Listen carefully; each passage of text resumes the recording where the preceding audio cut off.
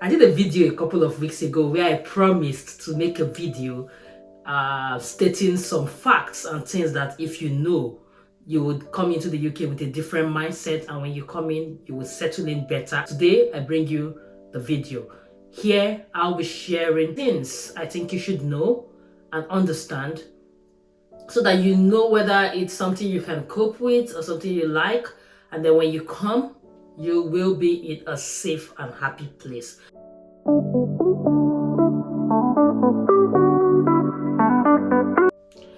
So the first on my list is accommodation. So we have lots of towns and cities with universities around them, and those areas that have universities that are cheaper have become overpopulated, and so the chances of getting accommodation in those areas is very slim. You have people sleeping in libraries, and somebody reached out to me on YouTube or one of my videos asking me to help whatever way I can, because he and many of his classmates have been sleeping in the library. Not that they don't have the money, but there is no accommodation. The process of getting accommodation is ridiculously getting tougher and tougher. It's not straightforward. We have lots of documentation. They will need guarantor and this. I don't want to be talking about the whole process now, but just know that accommodation is tough. And when you don't get an accommodation, you can't even do any other thing. I've said it in one of my videos a long time ago. You need accommodation for virtually everything you need to settle in. Your bank account, your GP registration, even to do your school enrollment, job search, everything. I'm going to tell you what is obtainable, what is happening, and then I'm going to tell you what I would advise you to do in each of these scenarios. So for accommodation, I've said it severally. If you can secure an accommodation before coming over, that's the best. And if you cannot, and you have family or relatives you could stay with before you settle in, try and make that arrangement. Also, if you can search for accommodation, do not search for accommodation only in the school, in the locality where your school is. In the exact location. Let's say, for example, my school is in Hull. I must live in Hull City, the city, and no other place. No, look for cities surrounding that area. Surrounding cities, and that could help you get even cheaper accommodation, because most times the closer you are to school, the more expensive it is, because lots of students want to live in that area. So think about that. Also, think about whether you want to go for furnished or unfurnished apartments. So generally, the unfurnished go cheaper, but in the UK you pay for your rent on a monthly or weekly basis. So if for example, the difference between a furnished and unfurnished apartment might be up to like 100 to 200 pounds per month. So imagine how much you would have paid over a 1 year period or a 2 year period. If you put it together, it's enough to buy your furniture. But then the downside of it is that when you have furniture, when you want to move, movement is a bit tougher too. But just see what works for you. Consider which works for you. Number 2, savings and finances. Some people take loans to migrate to new countries, which is fine. What is not fine is that you take the loan and you don't take anything out of the loan to move. So you practically move without any savings, any finances. I feel like it's going to make your movement terrible. It's going to make your stay miserable, because you're going to be walking back to back to back, and you're not going to have some rest, and it will be like you are migrating to come and suffer. Some people migrate with the hope that they're going to come here to make their school fees. I don't even know what to say, because in most cases you will end up not abiding by the 20 hours rule. So please, let's desist from that. If at all you must come, try to have at least 3 to 6 months buffer. Have money that will last you for 3 to 6 months at least. What am I saying? And at most, have the 9 months. When the UK visa people said have 9 months maintenance for, they know what they were thinking about. That you are comfortable and you don't go to stress yourself. So they're actually thinking about you. Okay? So let's not try to outsmart the system and now come here to suffer and now feel very bad and start complaining about how UK is so bad because you don't even get to rest. You are working back to back. If you are really planned well, you wouldn't work on such a tight schedule. So please, there will be lots of bills to pay. You have your rent to pay. You have so many things to cover. So you wouldn't want to come empty-handed and have to be working to meet all these basic payments and still have school fees to hustle for. It's almost going to be an impossible task. You you just run yourself down. So please have lots of what I would advise you is to have money that will cover at least for your feeding, your rent, and the basics you need, and not put yourself under pressure. If you also plan to work and hustle for your school fees, it will be impossible for you to actually concentrate on your studies. You have a lot of people who come to school and they don't have time to school. They don't have time to go to classes. They actually come to school, but they don't come to school. Then because they are spending all the time they should be in classes trying to make money. And that's that way they're also breaking the 20 hours rule. Okay? So please bear that in mind. Number 3 is related somehow to this finance because I've mentioned it. You have limited work time for students, even for professionals. Like if you're working for NHS or healthcare, you have your 40, normal 37.5 or 40 hours, and the maximum overtime you can do is 20 hours in that same field, if you understand what I mean. So if you now begin to exceed this timing, it might affect you in your subsequent visas or when you now apply for your ILR, indefinite leave to remain, which is same thing as PR. So please, let's be guided so that we don't put ourselves into any undue pressure and break rules unnecessarily. Recommended work hours should be maintained to avoid stories that touch. We should also ensure that we read your offer letters, read your contract letters, make sure you understand everything there, and it's something you can work with and abide with, something that you can cope and actually do. Don't just accept because you want to japa. Don't just accept because you want to move. Thank you. Now, number 4, public funds. I don't know how to say this, but it can never be overemphasized. In the UK, you get a lot of mails, you get a lot of stuffs telling you that, oh, if you cannot do this, you can apply for this. Some of those things they're asking you to apply for a discount in the price of electricity, or apply for carers allowance for someone who is old in your house. These things are public fund. So if you're not sure if something is public fund, please do not delve into it. What are public funds? Public funds are a number of things. I'll try to see if I can list them, but public funds come in different ranges, and they are like funds and assistance that are given to people below a certain income.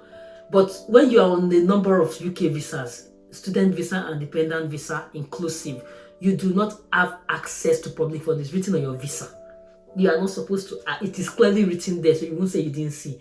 What is not clearly written is when they give you all these adverts, there's no way it's clearly written that this thing we're asking you that you can access is public fund. You have to use your sense to understand whether it's public fund. And if you're not sure, Google it. Google is your friend. Go to gov.uk website, search for it, know what that fund is all about, and keep yourself free from all issues. But I'll just give you a list of a couple of them. Things that are listed as public funds, they include things like income-based job seekers allowance, income support, child tax credit, universal credit, working tax credit, social fund payment, social housing benefit, child benefit, council tax benefit, domestic rate relief, council tax reduction, state pension credit, carers allowance, and the list is, I won't say endless, but there's a lot of benefits on that list. So just ensure you do not take or access this public fund, because they are meant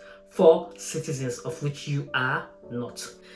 If you are not sure whether something is public fund or not, just forfeit it. It's better you forfeit it. It's better for you to forfeit it because you are not sure than to go and put your hand inside and now say, I didn't know. Ignorance is not an excuse here. You will just be held culpable for something that you could have avoided. So let's be guided.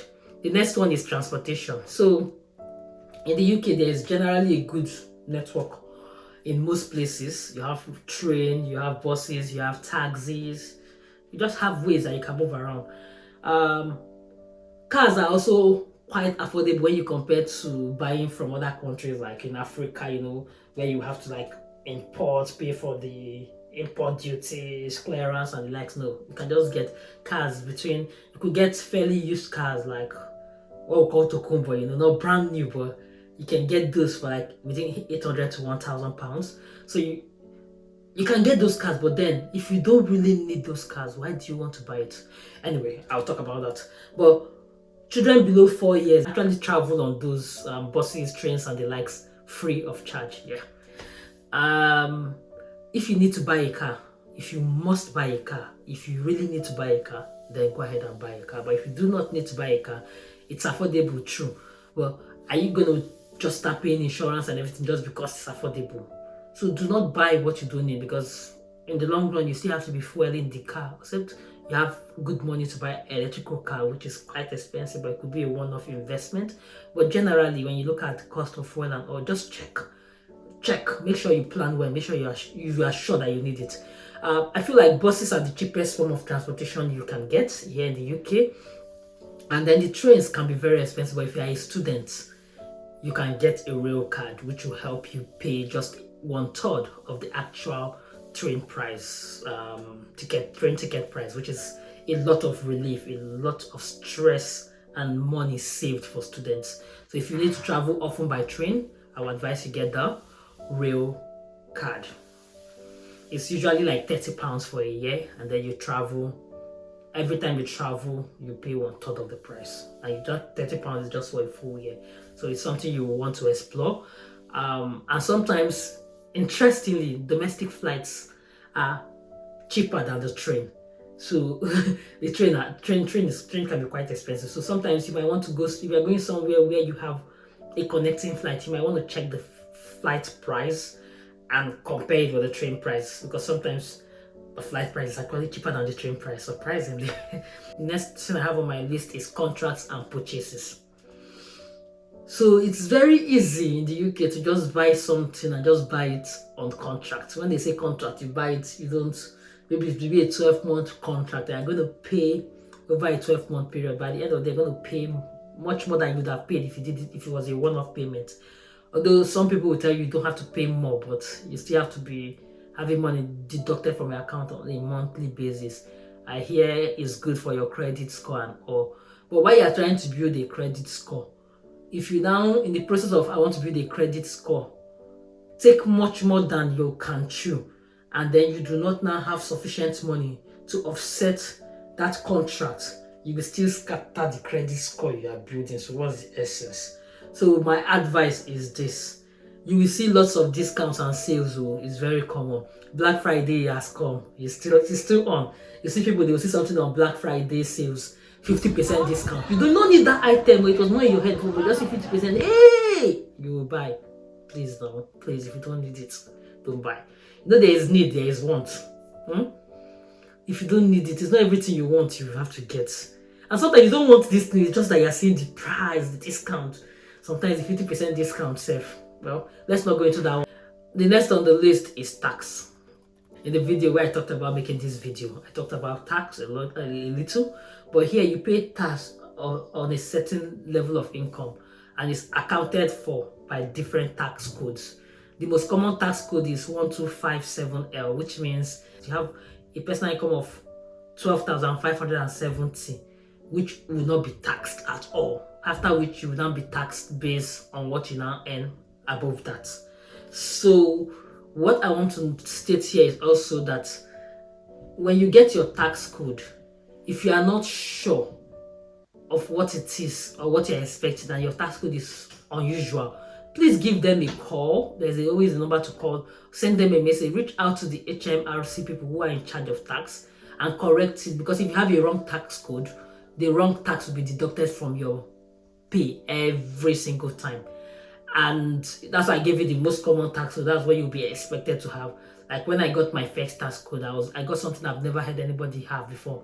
It was like 758T, and I was surprised, and I put a call to them, and it wasn't the right tax code for me, and they already started taxing me ridiculously. I don't know how they got the code, but yeah, I called. It was a mistake, and they corrected it, and oh. But if I didn't call, they will keep taxing me at that ridiculous amount, and maybe in the future, if I correct it, they will pay me back the money at the end of the tax year. But yeah, I don't have money for them to be keeping with them until the end of tax year. So yes, I corrected it. So you can always do that. And be rest assured that your tax will work for you. Childcare here is not cheap. And generally, children between 5 and 18 years must go to school. It's compulsory. But before your child gets to 5 years, how do you manage childcare? For some people, they find different ways of doing it. But if your spouse is here, if you can, you and your spouse could decide to run shifts, one person does day work, another person works at night, but just find how it works so that the kids are well catered for and you are also able to make funds to take care of the house. And that thing you need to know is that jobs and skills are essential. Your desired roles might not be available. You might have to do something slightly lower than where you're coming from. So put that at the back of your mind. And also, a number of companies that can sponsor do not sponsor for all roles. And sometimes they do not have availability to sponsor people because the UKVI gives them like a certain number of slots per year. So if they've exhausted the slots, they won't be able to sponsor you. So is getting jobs that are sponsored are not so easy. That means you need to start on time to start looking for these jobs. And that point is you have to realize that skills are always above certificates here. So even if you are doctor, professor, Mrs. Chief, whatever, when you come here, you need to like humble yourself, make sure you have adequate skills, because without the skills, your certificates do not really count. So what I would advise you to do is settle for something lower but grow in it. Don't, okay, let me not say settle. You can start for something lower but don't stay in it. Don't also settle for care jobs and menial jobs. That's not all you can do. Yes, they're the easiest jobs to get, but while working on those kind of jobs, develop yourself, train yourself, plan for the better days, okay? And make sure you develop as many in-demand skills as possible. You and your spouse can also try to diversify. It's not the one that both husband and wife will put their head inside care. You know, let's diversify. One of you should at least pursue your career path now, at least, and see how you can leverage on both ends. So next thing I will talk about is healthcare. So the healthcare sector is also overwhelmed, just like schools, accommodation, and the likes. NHS seems to be understaffed. You have slow responses. You have the staff trying to do more online consultation. That's the general practitioners, because of course it saves them more time. So what I would just advise, then your dental and optical care are not inclusive in your free plan for medical treatment or medical consultations. What I advise you do, if you have pending medical or dental care issues, please sort it out before coming over here, because here you pay for the eye test, you pay for the glasses, you pay for everything, and it is even more expensive. Imagine paying those in very high numbers and in pounds. So sort that out, get your regular medications, review GPs and see those that are with good reviews and are not necessarily in a place where you have bulk of the students going to, because the more the population the GP has, the higher the tendency of slow responses and low lack of spaces for appointments. Okay. Make strategic plans. Planning is key. Make strategic plans. Now you're seeing all the stories going around, all the insinuations, everything. Now make your plans. Let it be clear. If you are yet to move, if you are here, wherever it is, be like 2 or 3 steps ahead. If you are looking for sponsorship jobs, not even all of them have the number of sponsorships they can. They have limited numbers of people they can sponsor per year. So know whether you're looking for jobs, know whether you're planning to, as in if the UK is a means to an end, you're planning to move from here to Canada, Australia, whatever country it is you have in mind, or you are planning to do further studies, whatever it is, just have that plan. Have that concrete plan and walk step by step towards it. Let there be daily progress. You don't have to, enjoy the journey. Enjoy the journey until you get to the destination, okay? Then weather. I like to talk about this. That's my 12th point. The weather in the UK is erratic.